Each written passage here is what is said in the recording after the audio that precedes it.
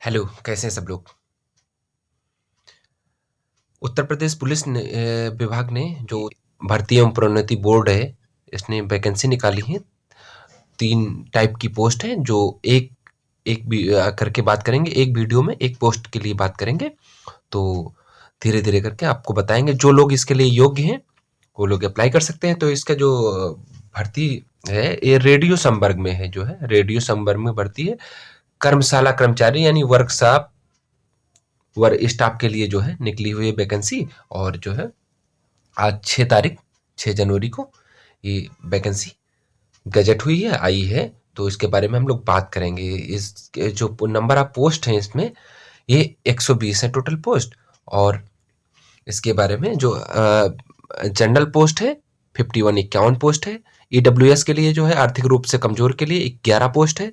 और non creamy layer यानी कि ओबीसी के लिए, अन्य पिछड़ा वर्ग, इनके लिए 32 पोस्ट है। अनुसूचित जाति के लिए 24 और अनुसूचित जनजाति के लिए 2 पोस्ट हैं। तो ये इतनी पोस्ट हो गई। इसके बारे में हॉरिजेंटल आरक्षण जो इसमें मिलेगा, तो ये जो मिलेगा आपको, स्वतंत्रता संग्राम सेनानी के लिए जो आश्रित हैं उनके लिए 2 पोस्ट रिजर्व है। भूतपूर्व सैनिक के लिए 5 पोस्ट रिजर्व है। और महिला के लिए 23 पोस्ट रिजर्व है इसमें। ठीक है, तो हम लोग इस पे बात करते हैं और आगे चलते हैं, देखते हैं क्या आपको और डिटेल बतानी है। ये भर्तियां जो है बिना कोई पूर्व सूचना दिए हुए किसी भी समय परिवर्तित कर सकती हैं, और या फिर बिना कारण बताए निरस्त की जा सकती हैं। तो ये लगभग सभी जो नोटिफिकेशन आती है किसी भी विभाग की, उसमें यही सेम डिटेल होती है। तो सारी चीजें बाकी और बात करते हैं।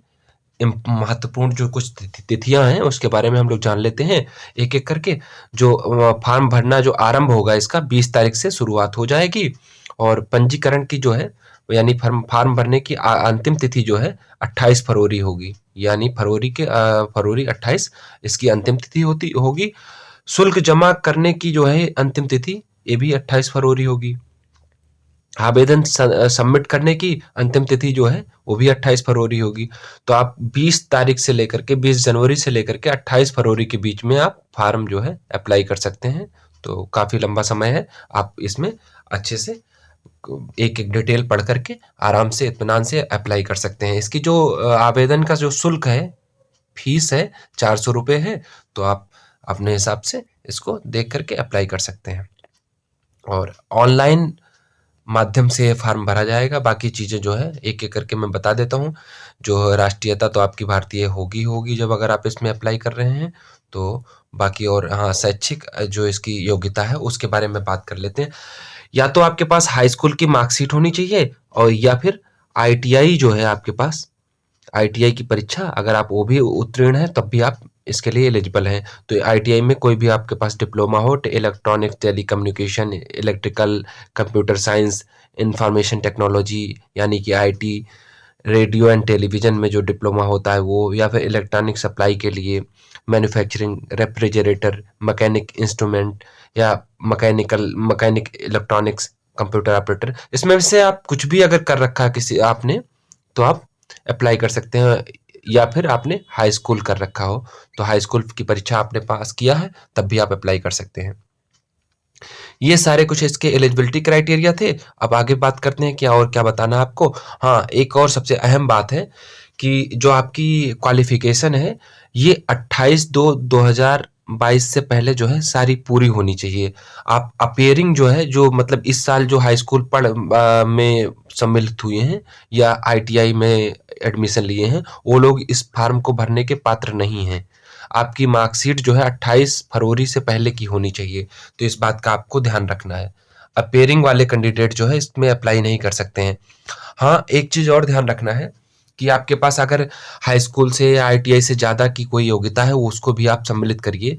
क्योंकि अगर कई अभ्यर्थी जो है, कई परीक्षार्थियों की योग्यता समान है, तो उनमें से जिसके पास ज़्यादा योग्यता होगी उसको वरीयता दी जाएगी। तो उसमें जो अधिमानी अहर्ताएँ हैं, कुछ जो योग्यताएँ हैं, उसको प्रेफ़रेंस तो सबसे पहले दी जाएगी। जैसे डोएक से जो है या नाइलेट से, ये जो 2 सोसाइटी हैं, ये कंप्यूटर की डिग्री देती हैं। तो ये इसमें ओ लेवल का जो है, ओ लेवल का डिप्लोमा आपके पास अगर है, तो आपको इसमें जो है वरीयता दी जाएगी। या फिर आपने जो है प्रादेशिक सेना में 2 वर्ष की जो है सर्विस दी है तो तब भी आपको वरीयता दी जाएगी, या फिर एनसीसी का जो है बी प्रमाण पत्र आपके पास है तब भी आपको वरीयता दी जाएगी। तो ये सारी चीजें वरीयता वाली हो गई। इसके बाद हम लोग आयु पे बात करते हैं। जो एज लिमिट जो है इसकी 20 साल से 28 साल के बीच में आपकी उम्र होनी चाहिए, और ये जो आपकी आयु की गणना है 1/7/2022 से की जाएगी। आपकी जो उम्र है, आप 1/7/1994 से पहले के नहीं होने चाहिए, और 1/7/2002 के बाद के नहीं होने चाहिए। यानी कि है 1/7/1994 से लेकर के 1/7/2002 के बीच में आपका जन्म किसी भी दिन हुआ होना चाहिए। तो ये आपकी जो है आयु संबंधी जो है योग्यता हो गई। फिर उसके बाद में वैवाहिक योग्यता जो है, जीवित पति पत्नी में से जो हर फॉर्म में होता है एक से अधिक नहीं होना चाहिए। तो ये जो है ये सारी चीजें हो गई। अब आप शारीरिक योग्यता के बारे में, शारीरिक स्वस्थता के बारे में जो है मेडिकल आपका होता है। फिजिकल के समय जो है मेडिकल फिटनेस भी होता है, तो आप मेडिकली फिट होने चाहिए क्योंकि पुलिस की वैकेंसी है। और उसके बाद में जो है जो इसकी लिखित परीक्षा होगी वो 400 अंकों की होगी। 400 अंकों की परीक्षा होगी। हिंदी जो है 100 नंबर की आएगी, जिसमें आप अच्छे खासे मार्क्स गेन कर सकते हैं।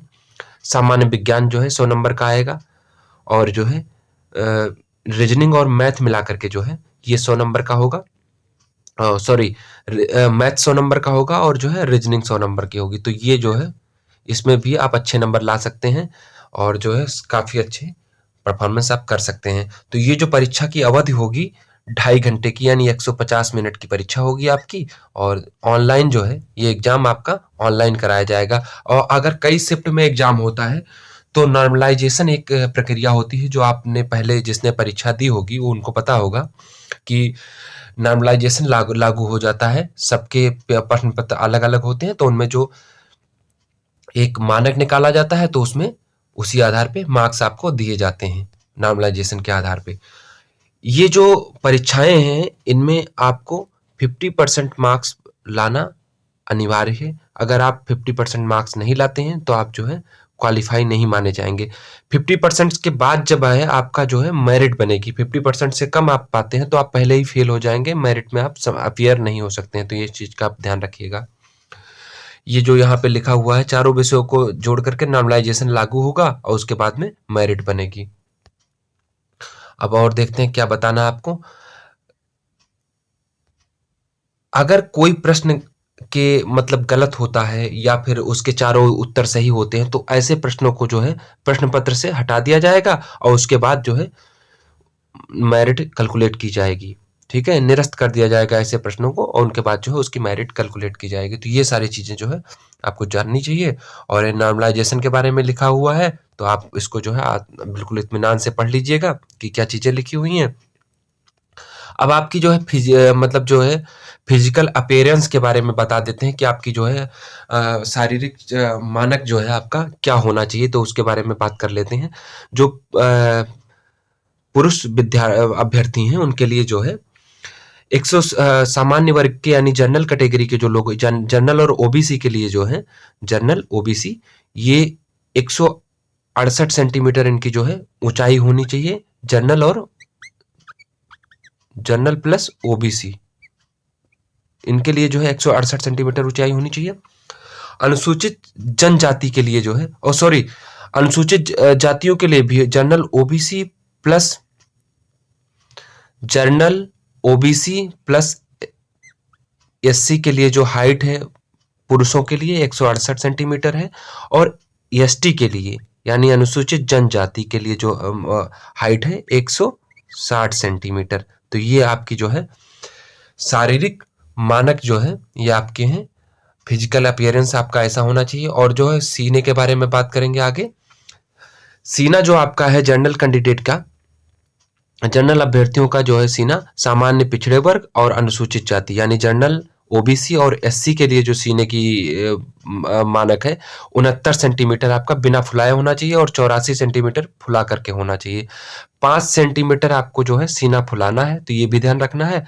और फिर एसटी के लिए बात कर लेते हैं। जो एसटी कैंडिडेट उनके लिए जो है नॉर्मल सीना जो है 77 होना चाहिए यानी 77 सेंटीमीटर, और फुला करके 82 सेंटीमीटर होना चाहिए। तो ये जो है 5 सेंटीमीटर इनको फुलाना है। तो ये सीने की जो है माप हो गई। महिला अभ्यर्थियों जो हैं उनके लिए बात करते हैं, जो उनका फिजिकल अपीयरेंस है उसके बारे में।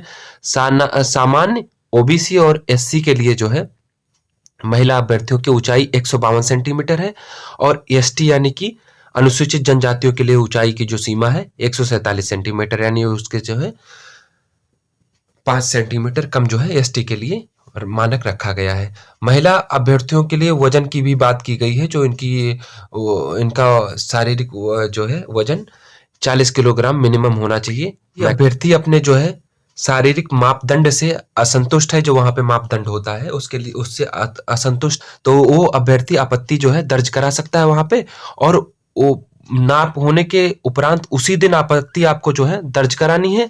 उसके बाद आपकी जो है मापतौल पुनः की जाएगी, और वो अपर पुलिस अधीक्षक की उपस्थिति में पुनः कराया जाएगा। जो दोबारा जो आपकी नापतौल होगी वो अपर पुलिस अधीक्षक जो होते हैं उनके मौजूदगी में कराई जाएगी। तो ये आपकी जो है मापतौल की जो है शारीरिक दक्षता की मतलब जो है फिजिकल अपीयरेंस की बात होगी। और आपकी जो परीक्षा के बारे में बात करते हैं, जो फिजिकल आपका होगा पुरुष अभ्यर्थियों के लिए जो है, बालकों के लिए जो है 4.8 किलोमीटर जो है, यानी लगभग 4 किलोमीटर और 800 मीटर, यानी कि ये आपकी दौड़ होगी 28 मिनट की। 4.8 किलोमीटर की दौड़ होगी 28 मिनट में। और महिला अभ्यर्थियों के लिए जो है 2.4 किलोमीटर 16 मिनट में इनको दौड़ना है। तो बहुत इजी सा स्टेप होता है, आप बिल्कुल आसानी से, लेकिन प्रैक्टिस आपको करनी है। आराम से आप इस फिजिकल को पार कर सकते हैं, और उसके बाद में हम लोग आगे बात करेंगे क्या और बताना है आपको। ये जो सारी डिटेल है परीक्षा की, ये आपको जो है इस वेबसाइट पे मिल जाएगी, UPPB, ठीक है, .gov.in। इस पे आपको सारी डिटेल मिल जाएगी आपको, सारी सूचनाएं। आप वहां से आप एक एक करके हमेशा जो है इससे एक दो दिन पे देखते रहा करिए, क्योंकि कोई भी डिटेल नई अपडेट वहीं पे मिलेगी आपको। यदि एक चीज और बहुत अच्छी चीज है, आप अगर इसको आप जाने रहेंगे तो आपको परीक्षा में फायदा मिलेगा। अगर दो परीक्षार्थी या कई परीक्षार्थी समान बिल्कुल बराबर नंबर प्राप्त करते हैं, तो उनको जो अधिमानी जो योग्यता होगी उसमें वरीयता दी जाएगी। और अगर कई सारे विद्यार्थी जैसे डोए का वो लेवल सर्टिफिकेट हो गया, या आर्मी का मतलब एक्स आर्मी वाले हो गए, तो उनको सबको ये सारी योग्यता कई सारे लोग भी समान है। तो वैसे में जो है जिनकी उम्र ज्यादा है, ठीक है, जिनकी आयु अधिक है, उनको जो है वरीयता दी जाएगी। और अगर सबकी आयु भी बराबर है तो फिर अल्फाबेट यानी कि हाई स्कूल की मार्कशीट के अनुसार जो है, जो उनका नाम होगा अंग्रेजी की वर्णमाला के अनुसार, जो ए से होंगे उनको जो है फिर बी, फिर सी, ऐसे ऐसे सबको जो है वरीयता क्रम के हिसाब से जॉब दिया जाएगा। फिर जो है मेडिकल आपका होता ही होता है, पुलिस की परीक्षा में तो कंफर्म होता है, और इसमें जो अयोग्य होंगे उनको जो है आगे की परीक्षा के लिए नहीं बुलाया जाएगा। फिर चरित्र जो है सत्यापन आपका जो है होता है। ये सारी डिटेल हो गई। आयु में जो छूट चाहते हैं वो उनको जो है प्रमाण पत्र प्रस्तुत करने होंगे। और जो मतलब ये सारे जो प्रमाण पत्र हैं ये कौन बनाएगा, ये आप जो है जान लीजिए। जो अनुसूचित जाति का प्रमाण पत्र है ये जिलाधिकारी, अतिरिक्त जिलाधिकारी, सिटी मजिस्ट्रेट, परगना मजिस्ट्रेट, तहसीलदार या अन्य वेतनभोगी मजिस्ट्रेट, या कोई जिला समाज कल्याण अधिकारी है तो ये सारे लोग बनाएंगे।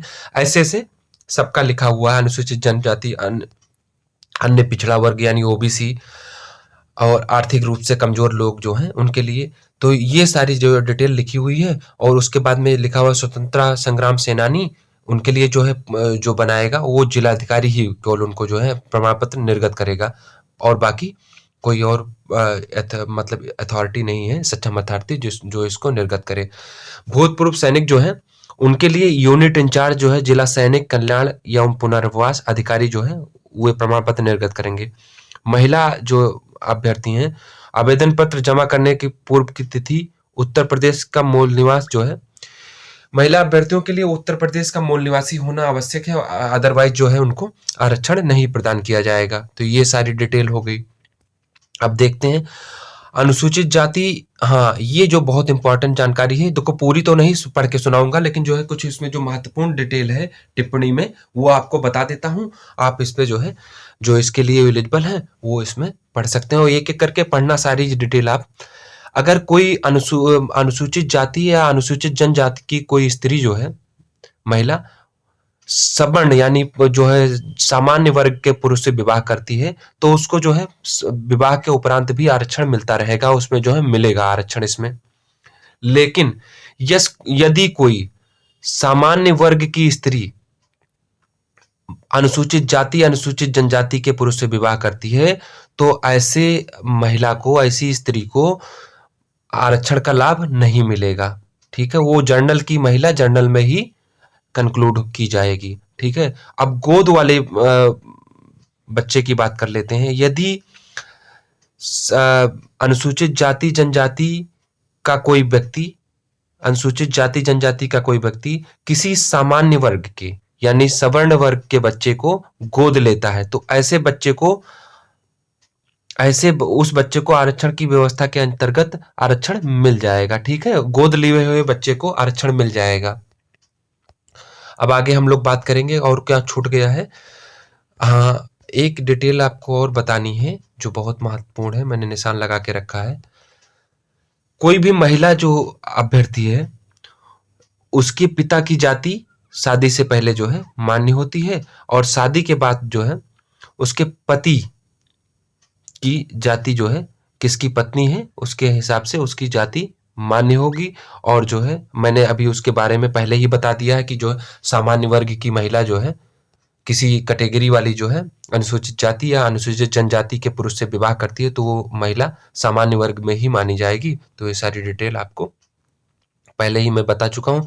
अब ये बात बतानी है कि अभ्यर्थी महत्वपूर्ण सूचना जो है कि सारी डिटेल आपको अटैच करनी है फॉर्म भरते टाइम। एक तो आपको शैक्षिक योग्यता जो मैंने पहले बताई है वो आपको प्रमाण पत्र अटैच करना है। उसके बाद में अगर आपके पास कोई भी अधिमानी अहर्ता है, यानी कि नाइलेट या डोएक से आपके पास ओ लेवल का प्रमाण पत्र है, प्रादेशिक सेना में आपको जो है जो आपके पास 2 वर्ष की योग्यता है, या फिर एनसीसी का आपके पास सर्टिफिकेट है, वो आपको अटैच करना है।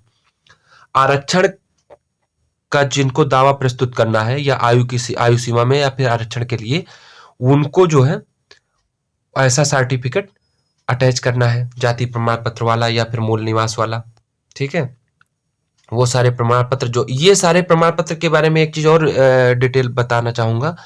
1 अप्रैल 2021 जो जाति प्रमाण पत्र है आपका 1 अप्रैल 2021 से लेकर के अंतिम तिथि यानी 28/2/2022 के बीच का होना चाहिए आपके पास। मूल निवास प्रमाण पत्र जो है ये अंतिम तिथि से पहले का, पूर्व का होना चाहिए। ठीक है, और कोई डिटेल देखते हैं बताने वाले। हाँ, फॉर्म जो है, फॉर्म स्कैन करके अपलोड करके अभ्यर्थी नवीनतम एवं रंगीन फोटो हस्ताक्षर जो है आप स्कैन करके उसमें लगा देना है। आवेदन की पद्धति जो है केवल ऑनलाइन है, ऑनलाइन आवेदन ही स्वीकार्य है, और इसके लिए जो है साइट ये दी हुई है, ये जो साइट है इसी पे आप जाकर के आवेदन कर सकते हैं।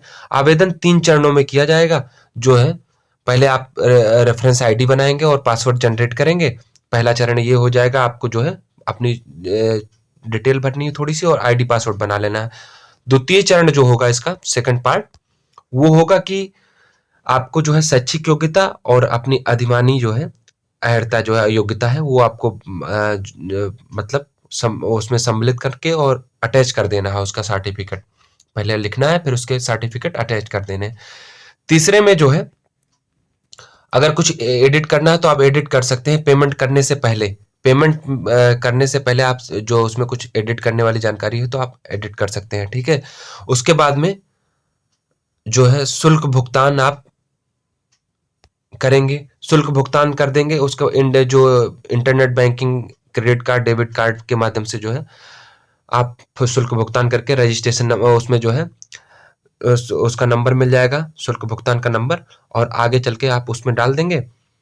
तो ये जो है तीसरा चरण भी आपका कंप्लीट हो जाएगा। और फोटो के बारे में एक डिटेल आपको बतानी है कि फोटो 6 महीने का अंदर का होना चाहिए, भीतर का होना चाहिए, और चश्मा उतार के, यानी जो है फोटो लिया गया होना चाहिए। वैसे भी जो है आपका मेडिकली फिट होना आवश्यक है, तो चश्मे जिनको जो है आई साइट है वो हो सकता है फार्म के लिए एलिजिबल नहीं है।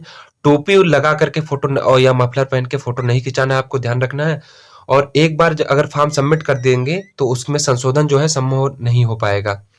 तो ये चीज आपको जो है ध्यान रखनी है कि संशोधन जो है संभव नहीं है। अब और देखते हैं कोई डिटेल अगर आपको बताने की है। बोर्ड का निर्णय जो है अंतिम होगा, आप उसमें जो है चैलेंज नहीं कर सकते हैं। तो ये जो है बोर्ड का निर्णय अंतिम होगा। जो इसके परीक्षा का कार्यक्रम है ये पहले मैं बता चुका हूँ आपको शुरुआत में ही। तो ये सारे जो है 400 नंबर का जो है पेपर होगा आपका, और इसके जो है सिलेबस यहाँ पे लिखा हुआ, तो सिलेबस आप पढ़ लीजिएगा। इसको लंबा खींचने से कोई औचित्य नहीं है। बाकी डिटेल जो है आपको सब बता चुका हूँ, और बहुत इत्मीनान पूर्वक जो है पढ़ करके फॉर्म भरिएगा।